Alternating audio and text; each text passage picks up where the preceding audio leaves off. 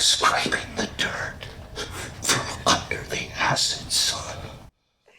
In this scene, which happens at the midpoint of the second act, Renka, played by Cheska Zaid from Earth to Cheska, you might know her from the Warp Tours, and the great Kent Harper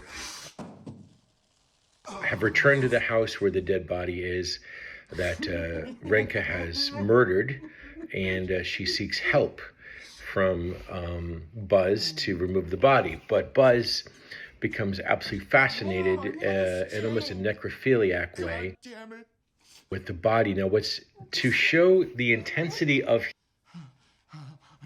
his mind ripping apart, what we did was we slowly removed more and more color from the frame.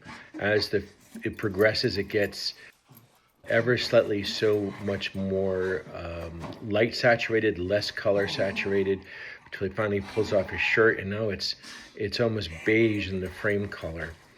And this scene actually was one of the several controversial scenes that got me in trouble in most film festivals and distributors, because we'd not normally depicted this kind of energy. But the reality is this scene was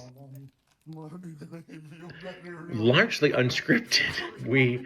We talked about the scene and we improvised a lot of different dialogue and blocking, and Kent really felt Buzz needed to push the limits so that we understand the level of his commitment to his own insanity.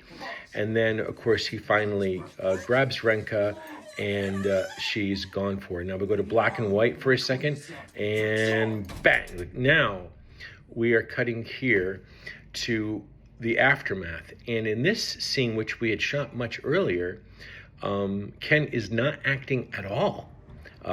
He didn't know what the scene was. I just wanted some B-roll of him just driving. And the reason this is interesting is because the audience puts in the emotions here. Since we've cut the scene along that very stressful, violent image, now just observing him driving around through the city emotionless, the audience tells the story of his insanity and puts in the narrative that was actually never there when we shot it. Where's Leo? Never mind the goddamn dog, George. Ray is hurt.